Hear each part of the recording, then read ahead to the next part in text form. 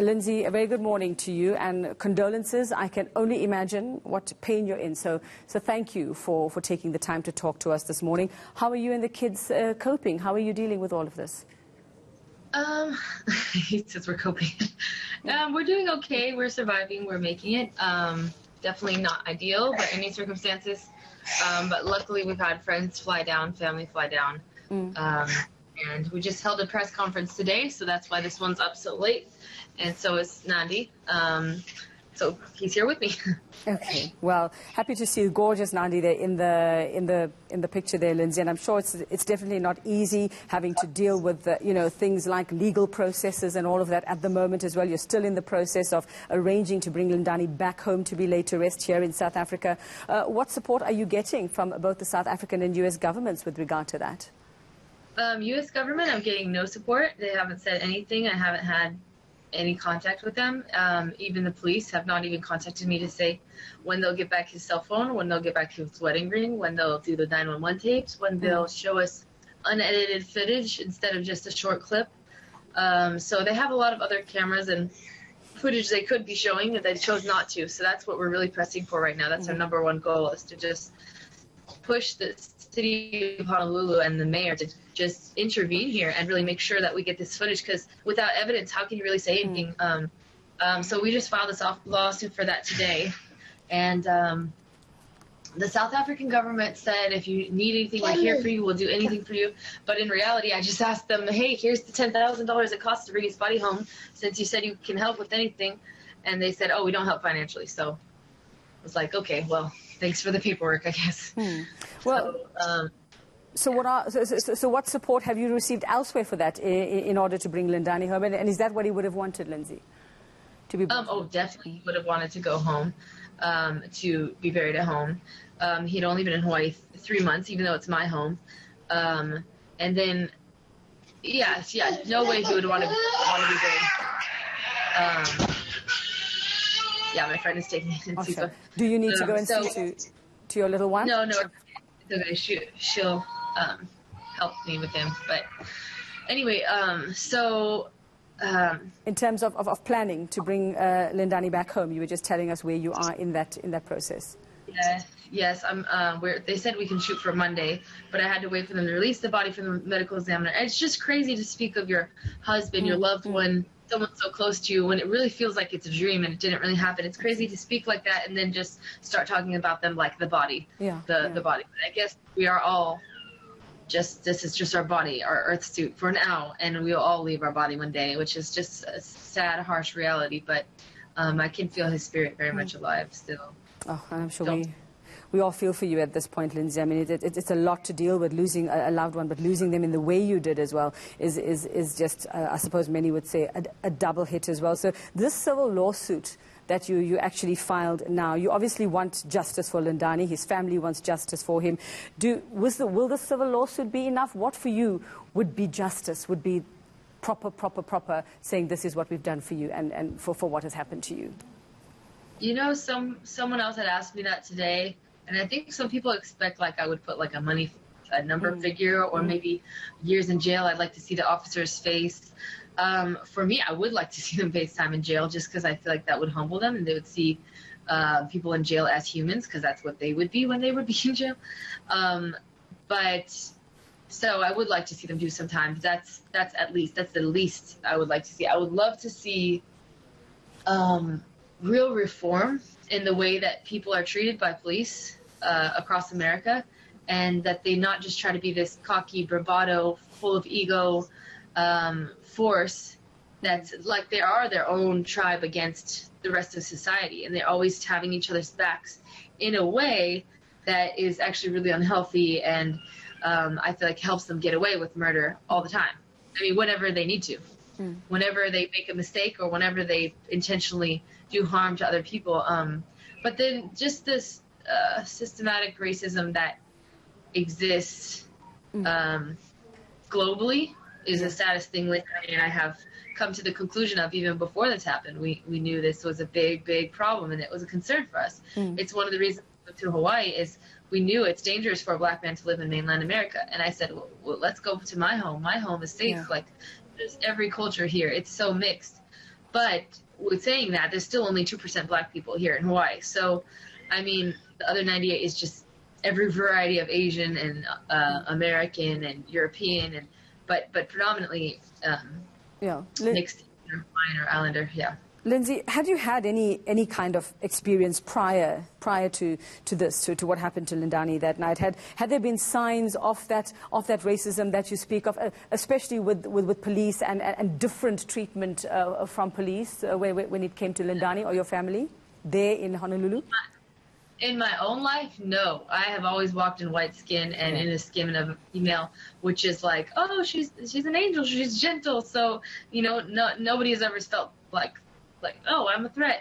And I never knew what it felt to walk in those shoes and to feel like that. And I feel like that's one of the most humbling things about our marriage too, is to understand what it feels like to be a black person for a moment, as much as you can. I mean, I still cannot fathom or actually feel what you feel, but to the extent I'm allowed to, standing next to a black man all the time, and even standing a few feet away from him and seeing how people react to him before they see me, people act like if you're a strong black man that you're a weapon. And that's really a disgusting behavior. And I think everything starts at the teaching age. I think we need to start with school books. What are we teaching kids about history, about black people? What are movies saying about black people? Yeah. And if it was this fear, they're here to kill you, they're criminals, all these things, then that's kind of brainwashed into our heads to a point that we can't even see them as a human with their own needs and desires and wants, and then you start treating people animalistically, and I think that is the big problem globally. Lindsay, had Lindani been treated that way in Hawaii, although you said, let's go there, this is a safer place, we're not going to be treated, had he had that experience before this tragedy? No, not before this. Not before this. Sorry, I missed your question earlier. I didn't answer it. So Denver, we had that experience twice. Texas, he had that experience once. Just different scenarios in ways that even just being pulled over by the cops for just walking. Oh, you fit the description of someone who yada yada. And it's like, he's like in his rugby uniform or like carrying cleats. And he's like, I'm literally going to practice right here. I live here. I'm walking 2 blocks. And they still would, okay, are you sure? Are you sure it wasn't you? Because you really look, always fits the description. It's just a code for, we want to know what you're up to because you're on our street and we want to know why you're. Well, Lindsay, let's go back to that night, if you're okay to talk about it, and let's get some idea of what you're being told or what you've been told about what happened that night Lindani was killed and what you believe really happened there.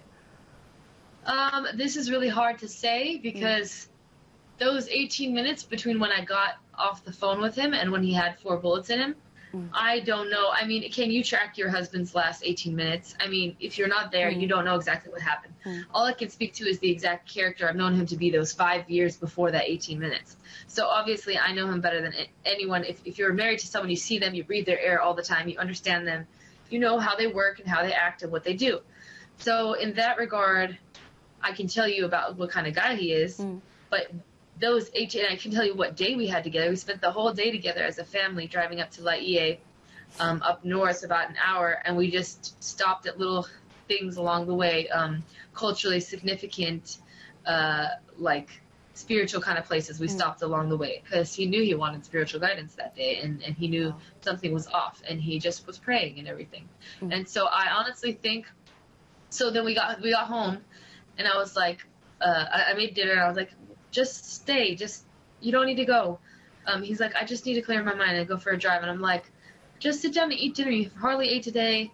Just relax. And he's like, no, I need to just go on a drive. I'm like, okay. So I kissed him goodbye. I still always remember that kiss. He just kissed me in the kitchen, and then he left. And then I didn't hear anything till the next day. But I have my phone record showing that I called him at 7:52.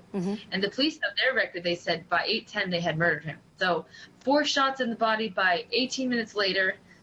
From when, so fast forward, he had left for maybe less than half an hour. Yeah. In that half an hour, I called him and just said, hey, I wanted to know how he was doing. So he's like, where are you? I'm like, I'm still at home with kids. He's like, okay, I'm coming. Clicks up the phone. And literally the report, it says 8:10. So and they said the whole thing happened in 1 minute. So you're going to tell me in 1 minute you snuck up, did not use your sirens. Guys, this is the part that is so foul and disgusting as well. Ugh, I can't even fathom. They snuck up on him because they got a call for a burglary or something like that, which, in other words, this lady in this house, which, by the way, this house is an illegal Airbnb. It's posted on Airbnb. It's posted on Instagram. You can go and stay there. So it's actually a place of business. So anyone should be able to walk up and go to that place of business. There's next to it is a temple. I think he might have been trying to drive to the temple because he was looking for a place to pray or to figure out and clear his mind about what was stressing him in life. And but good stress, happy stress. He was about to get his green card. The appointment is tomorrow. Now I don't even know what to tell them. They waited so long to give him the freaking green card that he's already been killed by a cop. It's such a stupid system. I just can't even fathom. So Lindsay was Lindani in the habit maybe of taking those nightly walks or trips when he was troubled? Was this the first time you'd actually seen him like that he actually needed to get out and get some air and think, or was it something he did often if he needed to think about something? That's a good question. It would be something he needed to do often, but maybe just here or there. You know, if something is stressing him, he would always go for a walk or go to his man cave downstairs or just like go somewhere just to think or to pray.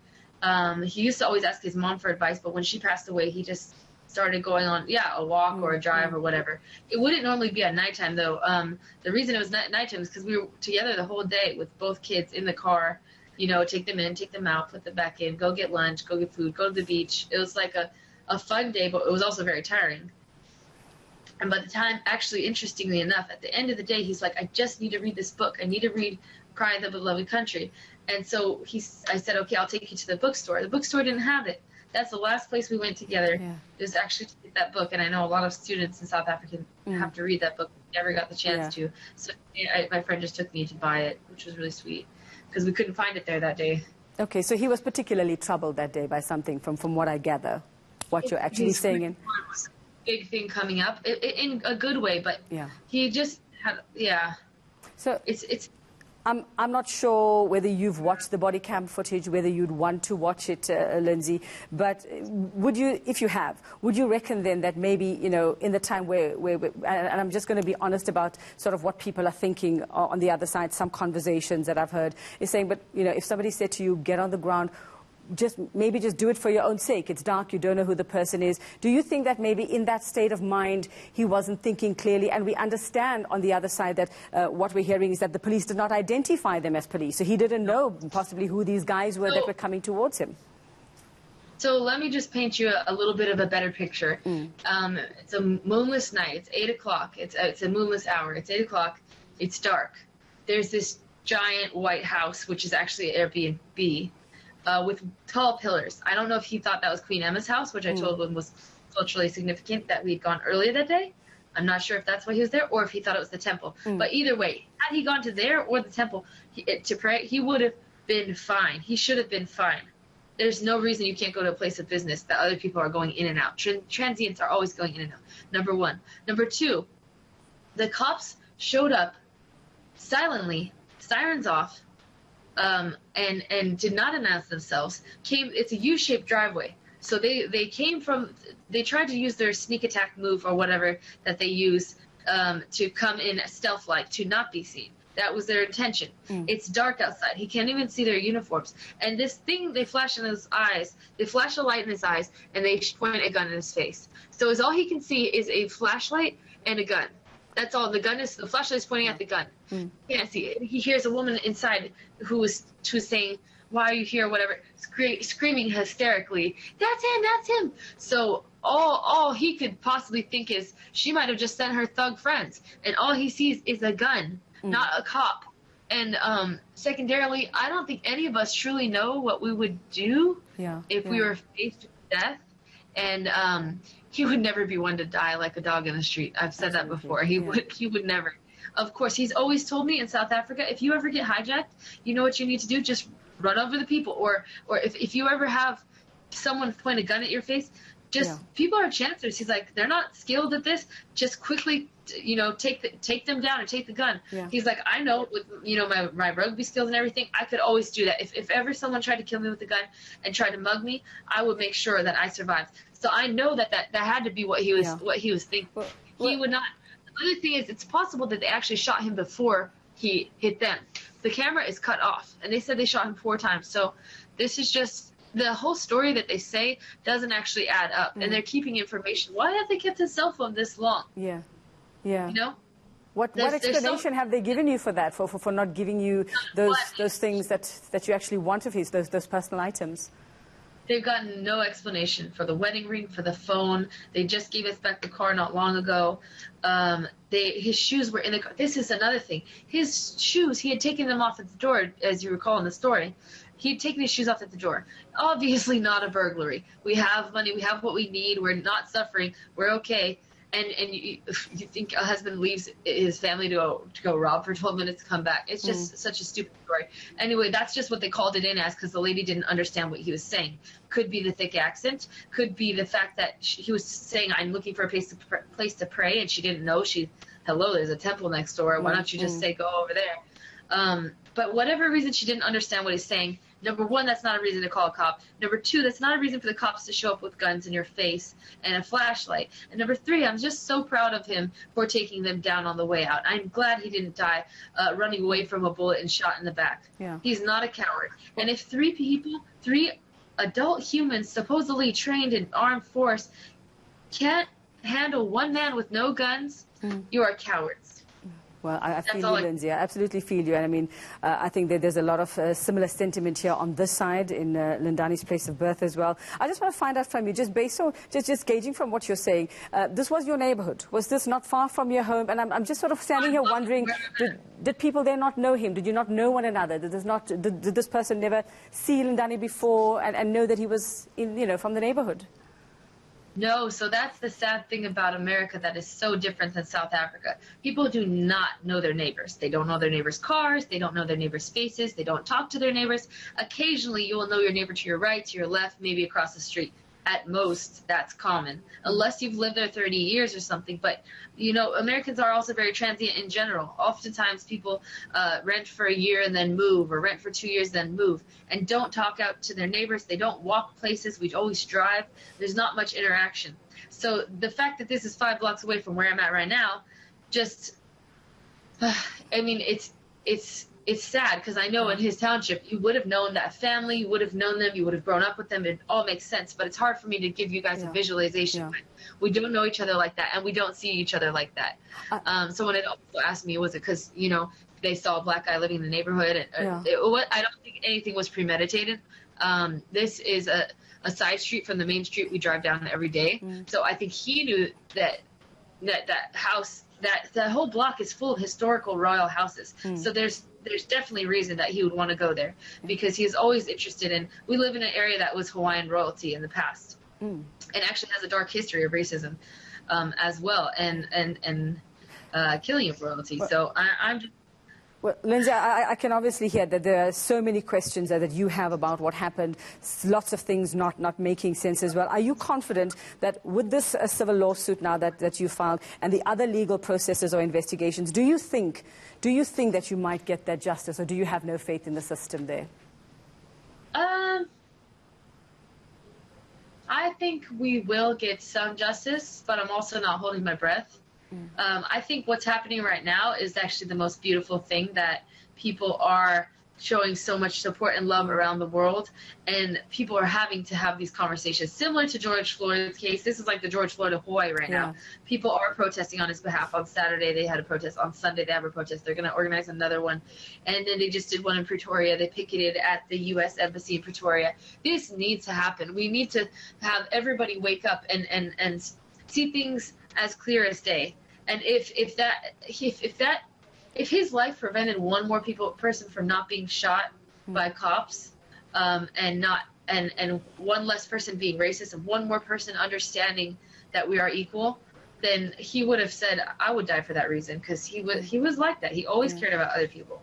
He always, was a hero to the community, and a prominent figure and leader in Scouts and rugby and singing. Like, he is just so talented. I just know he was always proud of George Floyd and the fact that at least he did not die in vain, and he changed this world a bit. And I know if we can change the world from this in South Africa, if one white South African is like, no, I see you as me, I see you as equal as me. I want to know about your family, even though you're my maid. I want to know your whole life and actually invest my life. I want to go to your township. I want to go to your rural area and live with you for a week, or just see what your life is like and learn the riches of what you know. Yeah. You know, well, have things like that happen. He would say, "I'll die for that." Well, he was very brave. Lindsay, what are your plans now for you and the kids as well? Will you continue to raise them there? Are you going to bring them to see their other family here? Are you planning to maybe move to South Africa with them? Well, we had lived in South Africa for 3 years, and it was a good experience overall. There's definitely pros and cons to living in both places. Obviously, I don't feel safe to live in Hawaii right now. Yeah. My son is considered black here, even though he's half black, half white. My daughter's considered black here. So do I feel safe for them growing up here? No, I don't. Do I feel safe for them growing up in South Africa? No, because of the crime. But yes, racially, I do feel that they are physically safer in their category they're in. But yeah, I would love to live back in South Africa, but it's a lot of things into play, so many things. But we'll definitely go on Monday, and if they release the body by then, and let me go back with him and have a proper funeral and make arrangements, and I'll be there for some time. Could be 1 month, could be 1 year, could be forever. It's a really hard decision to make by myself, and that's one of the things I miss most, is he had such good judgment, and he helped me make very big decisions on life like this. And what will you say to your kids about their dad when they ask you about him in future? I mean, they're little now. They might. I'm not sure if they fully understand what has happened or how you've explained this to them. But what will you say to them about their dad? How will you describe him? I would say he loved you more than anyone in the world, and you brought him every bit of joy he had in the hardest year of COVID and waiting for his work permit. You were the joy of his life. And I would say he was so charismatic and valiant and noble and honorable and sweet and funny, just make you laugh so hard. And just one of those people that everybody loves. Like, just very lovable, contagious. His energy of fun is contagious and just makes you want to put on music and dance, and just such a light. There will never be another Lindani Myeni, you know?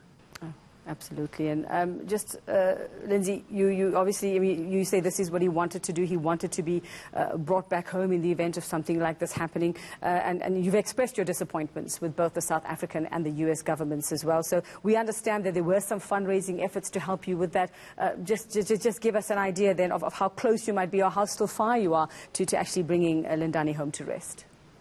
I just saw the last post was 21,000, I think. I haven't looked at it today. That was I think yesterday, which is amazing. That is so gracious. I mean, people from San Francisco who work in the tech world with my brother have been donating. People from a bake shop over here have been donating. Just the most random places. People back from South Africa. So I'm so grateful. It's a GoFundMe page for Lindani Myeni, and you can look up. It just says, bring Lindani home, or take Lindani home. And so far that covers the flight, which is great. Yeah. So we were trying to do flight, funeral fees, or whatever costs come with, autopsy and whatever investigation, lawyer, all the things that come with a proper murder.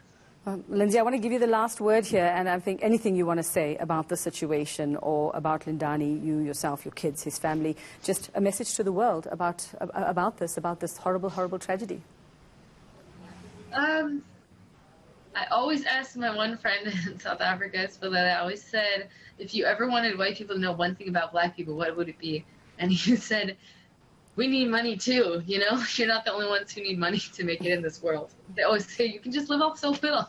So honestly, I feel like if I could say one thing to the world, I would say for black people, white people, is just see black people as themselves. Flesh of my flesh, blood of my blood. You are me. You are one of us. Okay. And I think that's the message he wanted to tell the world too, was like, guys, this old way isn't working anymore. Look at the world. We are becoming more mixed over time. You have to let it go. You can't be just one race for forever. It's not working out that way. All right. Lindani Myeni, thank you very much for your strength, your bravery, your courage. And we send you lots of love, condolences again, and all the best to you and your kids going forward. And let's hope you get the justice that you seek for Lindani.